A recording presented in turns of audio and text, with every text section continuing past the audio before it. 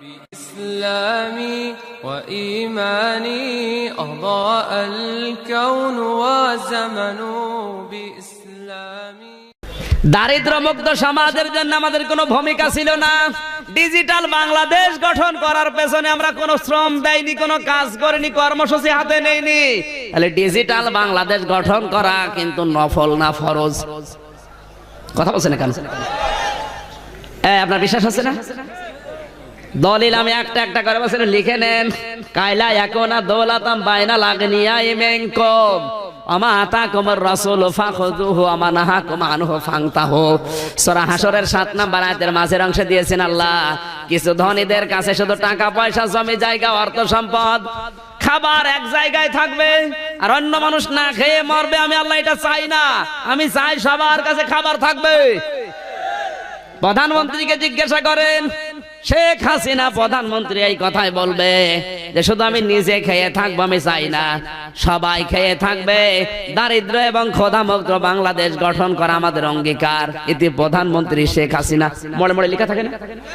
বলেন, এইটার থিওরিতে আয়াত, উনি আয়াত দেখে দেখে সিদ্ধান্ত নিয়েছে ভালো কাজ যেই করুক তার মর্যাদা দেওয়া লাগবে। ডিজিটাল বাংলাদেশ গঠন করার জন্য যে স্বপ্ন দেখেছেন তিনি অবশ্যই কোরআনের আয়াত দিয়েই করেছেন, যেন মুসলমানের নেই। এক কথা বলছেন না কেন? 16 কোটি মানুষের জননী প্রধানমন্ত্রী শেখ হাসিনা যে স্বপ্ন দেখেছে, এটা বাস্তবায়নের জন্য যে কাজ করবে না, সে যে দলের লোক হয় হোক, ও জাহান্নামে যাবে। ফতোয়া আমি দেইনি, কোরআন শরীফ 29 নাম্বার পারা 18 নাম্বার পৃষ্ঠা 13 নাম্বার লাইনে আয়াত নাম্বার হচ্ছে 44।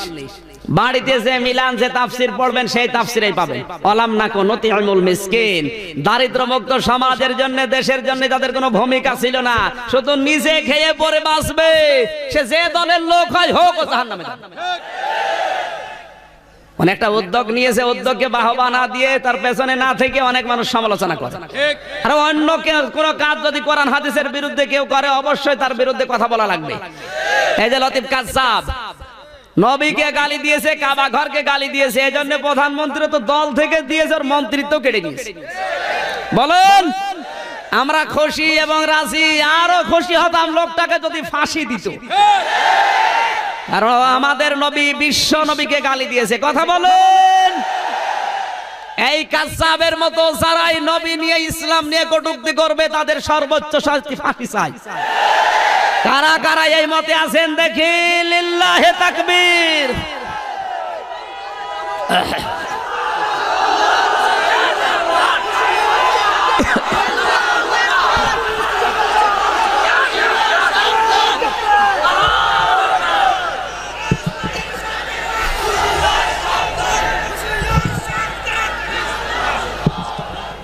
আমার ভাইরা, আমার শিক্ষা দেওয়ার বিষয় ছিল এই, পৃথিবীতে ডিজিটাল করার জন্য শুধু একা একা তিনি পারবে না।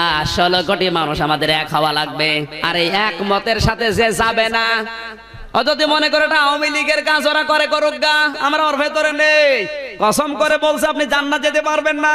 কারণ ডিজিটাল মানে চলমান, ডিজিটাল মানে গতিময়, ডিজিটাল মানে একটার পরে একটা 99টা অর্থ হয় ডিজিটাল। কিন্তু এই থিওরি যদি বাস্তবায়ন করেন, শুধু নিজে খাবো, অন্য না খেয়ে মরুক, আপনি আগে জাহান্নামে যাবেন। কথা বলুন, সামাজিক জীবনও ডিজিটাল করা লাগবে। অনেক ধনী মানুষ আছে শুধু নিজের আখের গোছাচ্ছে। আল্লাহর নবী বলেন, আমার কোন উম্মত যদি ধনী হয়, কমপক্ষেও নিজে যখন এশার নামাজ পড়ে বাড়িতে ঘুমাতে যাবে, 40টা ঘরের খোঁজ নিয়ে ঘুমাবে। এরকম ধনী উম্মত এখন ঘরে ঘরে। পুরা নোয়াখালী খুঁজে দেখেন তো পাওয়া যায় কিনা? আমরা ডিজিটালই বুঝি না অনেকে। প্রধানমন্ত্রী শেখ হাসিনা যদি এই থিওরি কোরআনের আয়াত নিয়ে দিয়ে থাকে, অবশ্যই ধন্যবাদ পাওয়ার যোগ্য। কিন্তু এটা বাস্তবায়ন করার জন্য আমার আল্লাহ থিওরি দিয়েছেন, ডিজিটাল করতে চাও, ওমা আতাকুমুর রাসূলু ফাখুযুহু ওমা নাহাকুম আনহু ফান্তাহু। আমার নবী যা দিয়েছে সেগুলো আঁকড়িয়ে ধরা লাগবে। নবী যেটা নিষেধ করে ওটা ছেড়ে দেওয়া লাগবে। আল্লাহর নবী জানিয়েছেন, উম্মতরা সুদ ভিত্তিক অর্থনীতি বর্জন করো, যাকাত ভিত্তিক অর্থনীতি কামড়িয়ে ধরো। কথা বলছে না কেন? এখন যদি যাকাত বিদায় করে দিয়ে সুদ আঁকড়িয়ে ধরে, ডিজিটাল হবে না টাল হবে?